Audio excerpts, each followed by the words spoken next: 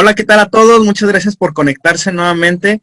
En esta ocasión, este es nuestro tercer episodio de Fuera de los Libros. El tema que vamos a estar tocando es el tema de prevención del suicidio. El 10 de septiembre se celebra el Día Mundial de la Prevención del Suicidio y pues tenemos aquí a un psicólogo, es el psicólogo Yahvé García de Tijuana, que nos va a estar compartiendo un poquito de su experiencia, un poquito de lo que sabe. Así que le doy la palabra, psicólogo, si gusta presentarse y decirnos alguna información sobre usted para que la gente lo conozca. Claro, buenas noches, estamos aquí grabando de noche. Decías, ¿no? Soy psicólogo, mi nombre completo es Yahvé García Flores. Actualmente estoy en la coordinación de psicología en el área de hospitalización del Hospital de Salud Mental. Laboro como terapeuta también en Serenity, que es un lugar destinado para la terapia psicológica. Y soy docente en la Universidad Xochicalco en la materia de estrategias de diagnóstico y tratamiento.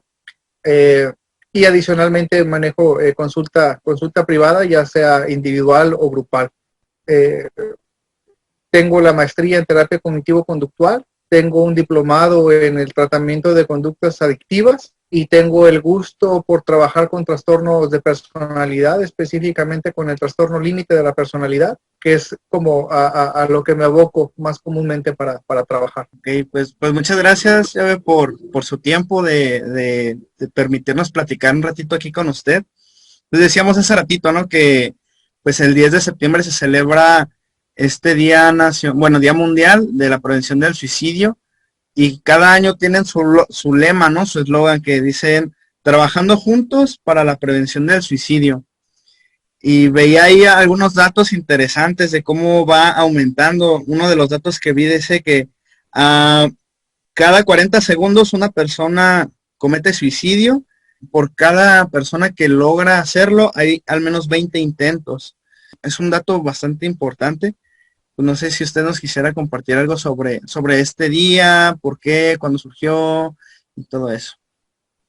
Digamos que pues este organismo mundial, ¿no? Como es la OMS, tiene como diferentes áreas, y una de estas áreas pues va abocada hacia el cuidado de la salud mental. Y entendiendo que el suicidio ha venido a ser en esta época moderna un problema de la salud mental, se abocaron como a crear o a darle la importancia a un día específico para tomar este tema desde la perspectiva psicoeducativa y preventiva. Eh, y a partir de este eslogan, como tú dices, ¿no? Tomar conciencia de la importancia de trabajar bajo este tema. Si no mal recuerdo, una de las primeras como datos o evidencia con respaldo científico empiezan a surgir a través de esta conmemoración, e indicaban en 2015, ¿no? Indicadores que íbamos a tener en este año, para 2020. Y tristemente los indicadores se han cumplido y algunos se han superado. Se hablaba, por ejemplo, de 800,000 personas que mueren a partir del suicidio, ¿no? Y la verdad es que sería como muy simplista creer que los datos que se manejan son reales, porque no siempre el suicidio es reportado como una forma de muerte y que no todos los intentos están calculados. Entonces, una forma aventurada podríamos creer inclusive que se podrían llegar hasta duplicar. Entonces, nos decían en 2015 que podíamos llegar a los 800,000 muertos, ¿no? Y algunos datos evidencian que se llega casi al millón, ¿no? Y esto lo que se contabiliza. Es decir, es un problema fuerte, es un problema muy, muy real al que hay que tomar en cuenta. Y el hecho de que instituciones internacionales o nacionales se preocupen por esto habla de que se está haciendo algo. Pero adicional a esto, yo siempre lo he comentado, es un trabajo que no nada más le compete a las organizaciones, ya sean privadas o públicas, sino a nosotros, ¿no? En forma individual. Y por ejemplo, cuando yo recibo esta invitación como la tuya para hablar de este tema, ni siquiera lo dudo, es como, por supuesto, ¿no? Si yo puedo poner un granito de arena en este sentido, estoy completamente puesto para hacerlo. Mire, este libro lo empecé a leer hace como 2 años. Bueno, ya lo terminé, ¿no? Pero lo conseguí hace 2 años. Se llama Enfermedades crónico-degenerativas y trastornos del estado de ánimo. Aborda, básicamente se enfoca en depresión y lo relacionan con diabetes, depresión con hipertensión, depresión con enfermedades cardíacas y todo eso. Pero en la introducción hay un dato que eso, la verdad, a mí, cuando lo leí, cambió mi perspectiva completamente y mi manera de abordar estos temas con los pacientes, o sea, se vio modificado completamente y se lo leo. Dice, diversos estudios demuestran claramente que hablar de las ideas de muerte o planes específicos de suicidio no favorece que aparezcan dichos pensamientos o planes en pacientes deprimidos. Basta decir que el 60% de los pacientes que intentaron suicidarse tuvieron contacto con médicos habituales o personal de salud 72 horas previas a su intento. Esto se me hace increíble porque es casi la mayoría, o sea, el 60% de las personas que lo intentaron acudieron al menos 72 horas antes a atención de salud. De hecho, digo, este libro al que hace referencia evidencia, ¿no?, esta relación entre la enfermedad física y la enfermedad emocional. Entonces, prácticamente van de la mano. Digamos que la forma sencilla de entenderlo es que cada vez que nosotros pasamos por un duelo, tenemos posibilidad de pasar por un episodio depresivo. Y cuando nos diagnostican una enfermedad, pues perdemos algo, que es precisamente la salud. Entonces, cada vez que viene un diagnóstico, tanto en nosotros como en algún familiar, debemos de estar atentos al estado de ánimo. No debemos dejar pasar que la posibilidad de que la persona curse por un episodio depresivo o ansioso puede provocar una alteración adicional a la parte física. Ahora, con respecto a los mitos, ¿no?, que llegan a aparecer con respecto al suicidio, que sigue siendo un tema tabú, este que comentas es uno de los más comentados, ¿no? Que no se hable de suicidio, porque si escucha, entonces lo voy a alentar o voy a favorecer, cuando en realidad el solo hecho de que la persona haga un proceso catártico y de que pueda expresar esa carga, es como abrir una válvula, ¿no?, que le permite a la persona desfogar este sentimiento.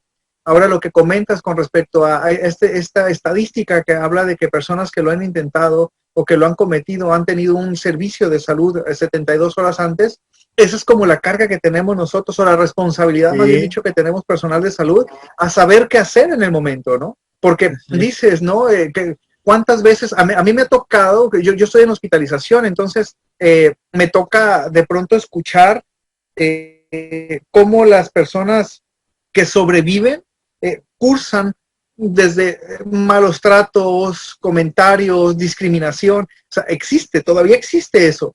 Y hablo en el sentido de la responsabilidad que nos compete a prepararnos, a conocer, a profesionalizarnos, pero no olvidar la parte empática. Que no olvidemos que somos y trabajamos con humanos. Entonces, que en el momento que una persona me llega y me platica en el sentido de que ya no quiere vivir, de que se siente cansado, de que prefería no estar, que si ya no están los problemas desaparecen, o directamente quiero matarme, quiero morirme, la escucho. Y en ese sentido, esta escucha activa, empática, puede favorecer que la persona piense en otras posibilidades.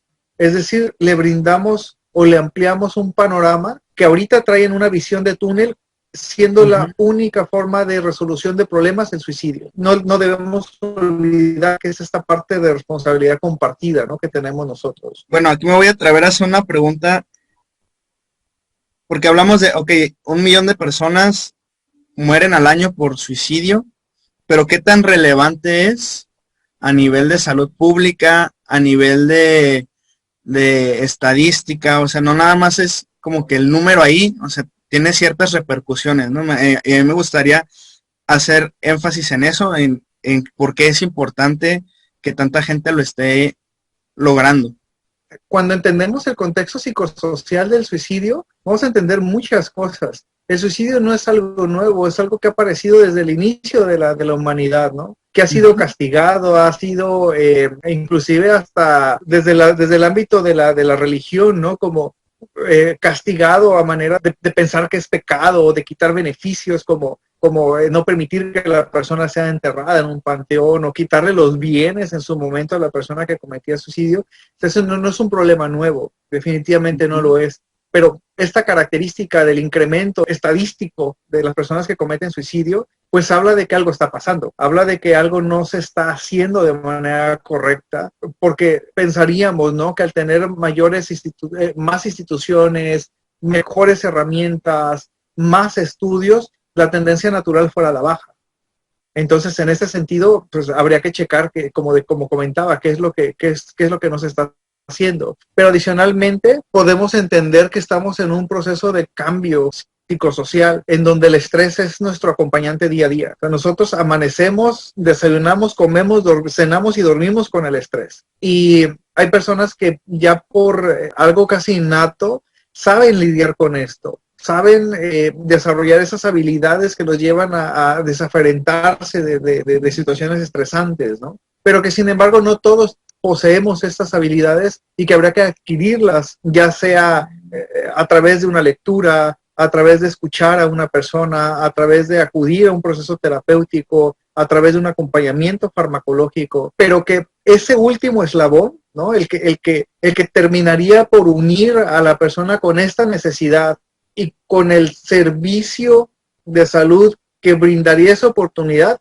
no se está dando. O sea, algo está faltando. Y habría que checar en qué sentido está, porque sí suena como un problema real en principio, costoso también en cuestión monetaria, en servicios de salud para las personas, y que no termina por ceder, que está activo y que está fuerte además. Creo que hay una laguna, ¿no?, que no estamos viendo y que no estamos afrontando de manera correcta para que se termine por disminuir los índices de suicidio. Se me ocurre también de alguna manera comentar que de pronto escuchar las cifras suena alarmante, pero también nos permite establecer dentro de cierto contexto la intensidad de los números, ¿no? O sea, hablar de 1 millón de personas al año implicaría, voy a sonar muy fatalista, lo sé, pero implicaría que en 3 años la población de Tijuana desaparecería.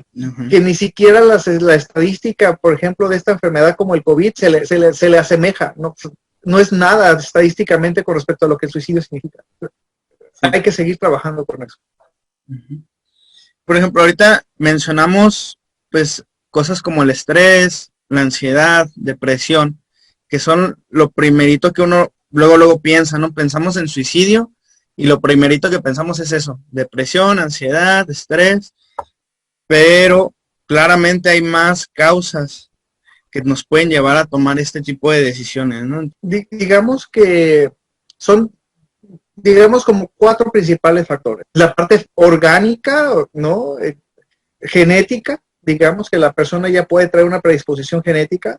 La parte psicológica, ¿no?, que ahí hablamos desde crianza, personalidad, carácter, temperamento, y lo que es como esta parte meramente ambiental, ¿no? O sea, sí social, pero en el punto, digamos, como específico en el que la persona se encuentra. Entonces, desde la parte biológica hablaba, ¿no? Una persona que tiene un antecedente hasta en una segunda línea familiar, en donde mi abuelo padecía de depresión o mi mamá padecía de ansiedad, o hay evidencia por ahí de consumo de sustancias, ya es un factor, ¿no?, que puede predisponer.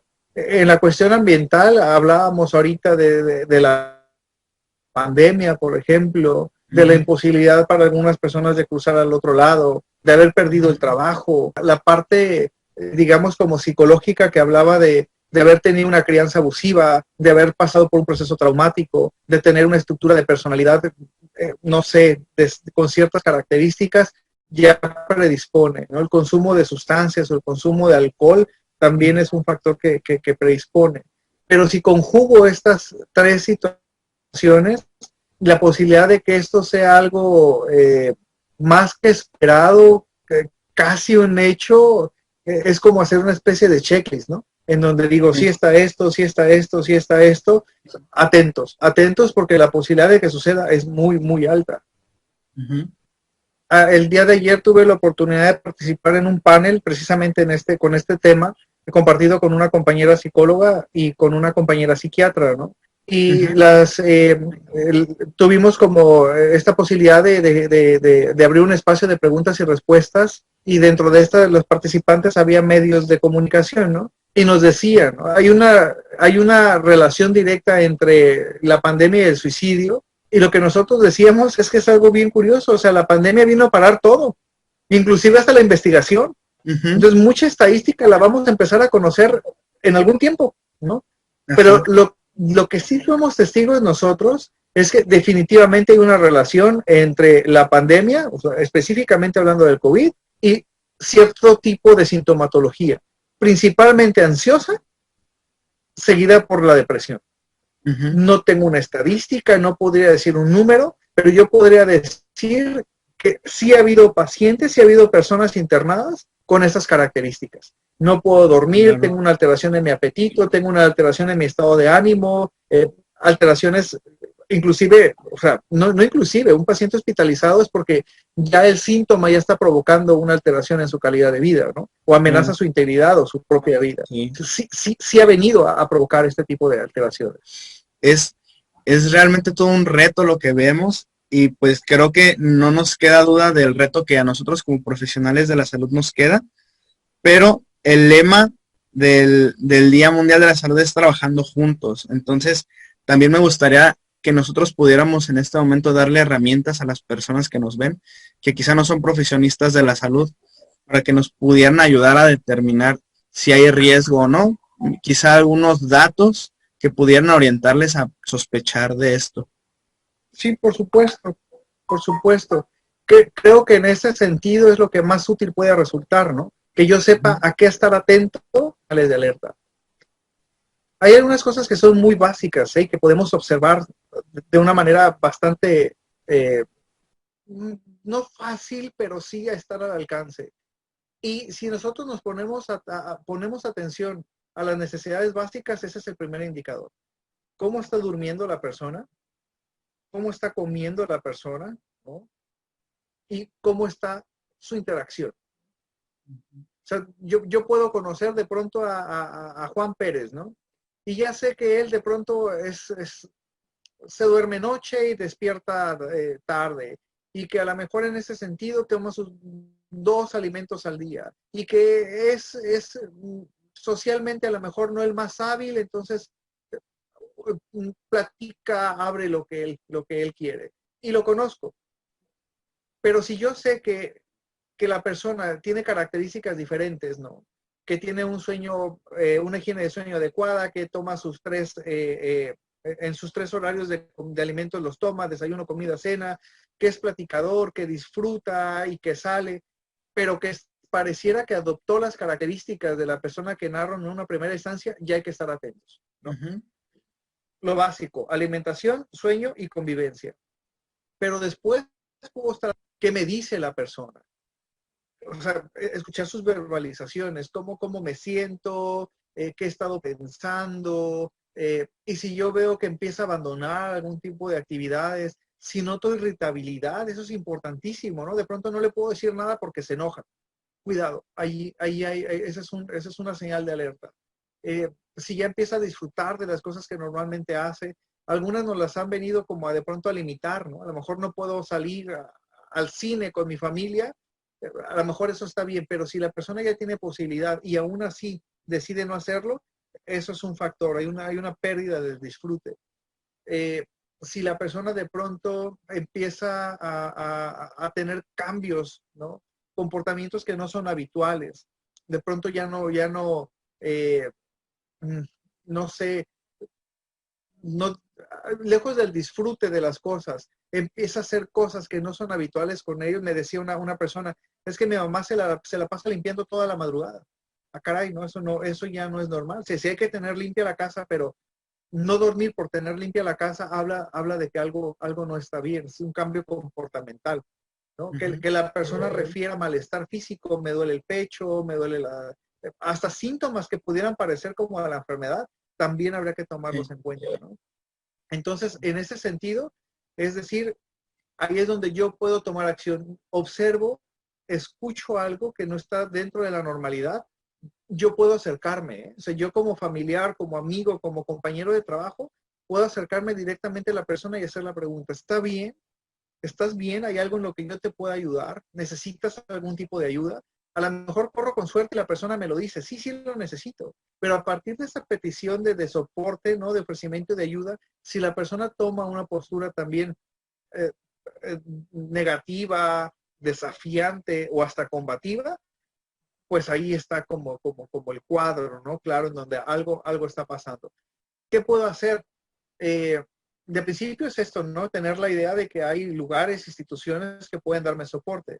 Eh, puedo, sí contactar a un terapeuta, sí contactar a un médico familiar, un médico psiquiatra, pero si se trata de una urgencia, puedo acudir a mi servicio de urgencia si tengo seguridad social, puedo acudir a una institución privada, no sé, se me ocurre Cruz Roja, Hospital de Salud Mental acá en Tijuana, o puedo utilizar los servicios de emergencia 911. En la ciudad de Tijuana tenemos el 075, que es un servicio de asistencia, eh, en donde la persona puede llamar y va a ser atendido por personal capacitado. Inclusive 075 tiene un servicio, ¿no? Que se llama UMAS, en donde ellos si determinan la necesidad de dar soporte presencial, acuden al domicilio y acuden personal preparado. Tenemos convenios de colaboración con ellos en el hospital y si ellos consideran que hay que hacer un traslado, un servicio de urgencias, nos lo llevan a nosotros y ya nosotros hacemos el enlace, ¿no? Entonces, si es algo preventivo, puedo acercarme hablaba, ¿no? Consultorio privado, servicio de salud, pero si es un servicio de urgencias, entonces tendría que hacer uso de ellos. Ok. Suponiendo que ya la persona observó, escuchó, se acercó y corrió con la buena fortuna de que la persona se abrió, se le compartió lo que sentía y le dice, ¿sabes qué? Es que quiero hacerlo. Ujú. ¿Qué sería el siguiente paso? ¿Cómo sería lo que sigue Mi recomendación sería acudir a un servicio de urgencias, de urgencias? ¿no? Sí, digo,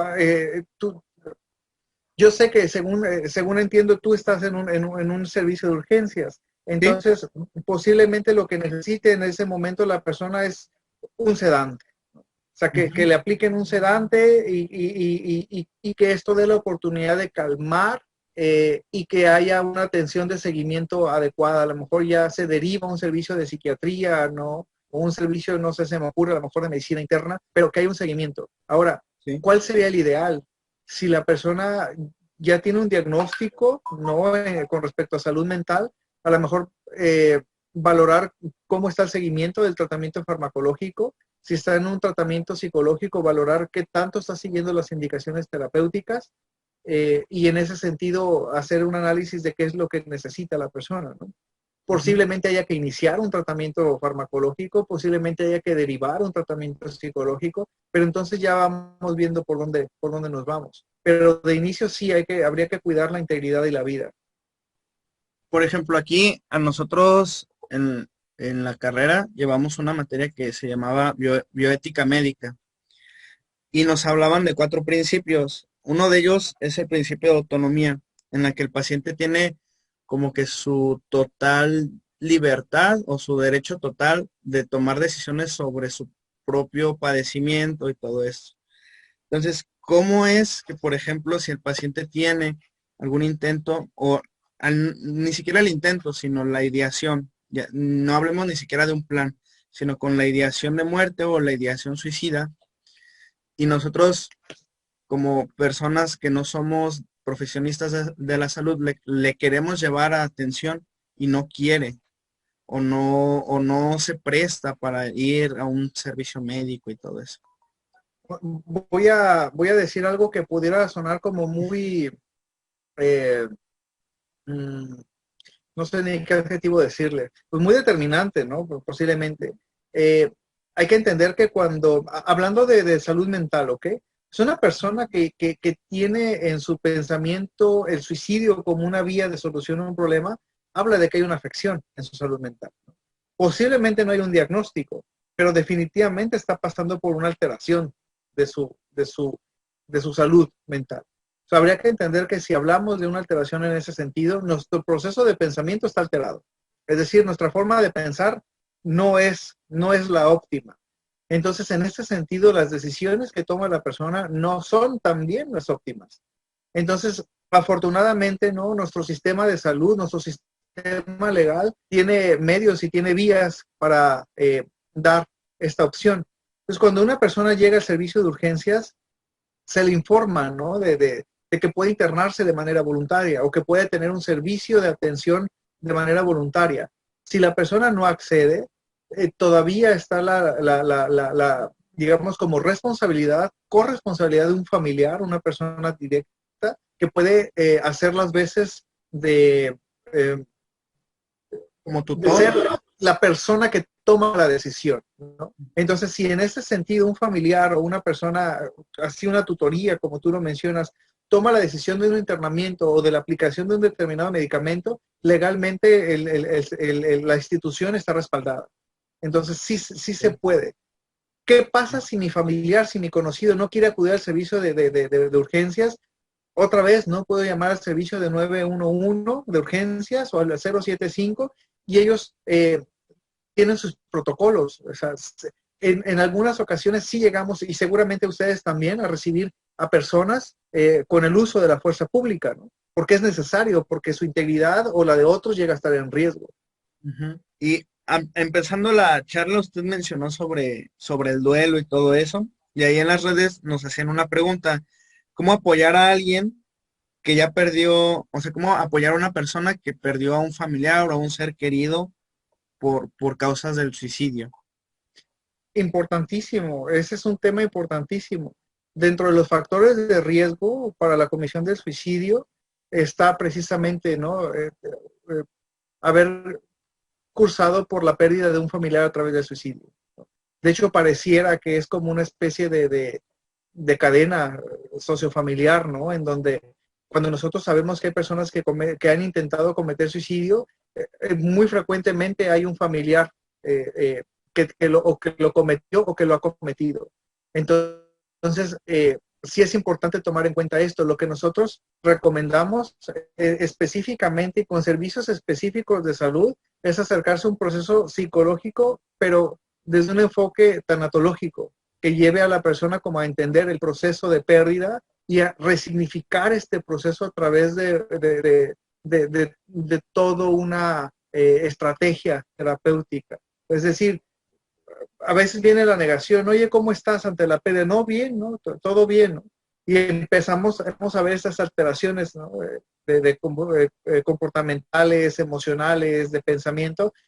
Es, es como este indicador que nos llevaría a decir, ¿sabes qué? Vamos a revisarlo. Si lo revisamos en un proceso terapéutico tanatológico y encontramos que es un duelo que ha venido trabajándose, pues no pasa nada, no perdemos nada. Pero si encontramos que hay cosas a trabajar, pues, ahí mismo se trabaja. Sí, y por ejemplo, ahorita que usted estaba mencionando, me gustó cómo lo dijo, observo, escucho y me acerco. Uh -huh. Quizá alguna persona que esté escuchando esto ya ocurrió el evento del suicidio y quizá hay mucha culpa.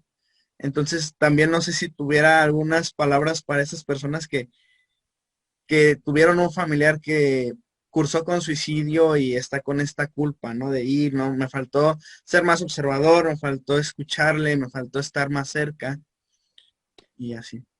Cosa muy común también. Digamos que esta problemática como lo es el suicidio, realmente es un suceso tremendo para la familia, ¿no? Y si algo genera son emociones negativas en los supervivientes. Y una de las principales, definitivamente, como lo comentas, es la culpa. Otra vez, no quiero salirme como la tangente y ser como la respuesta fácil, pero acercarse a un proceso terapéutico puede reestructurar muchas de las ideas incluso distorsionadas que se crean en esta pérdida.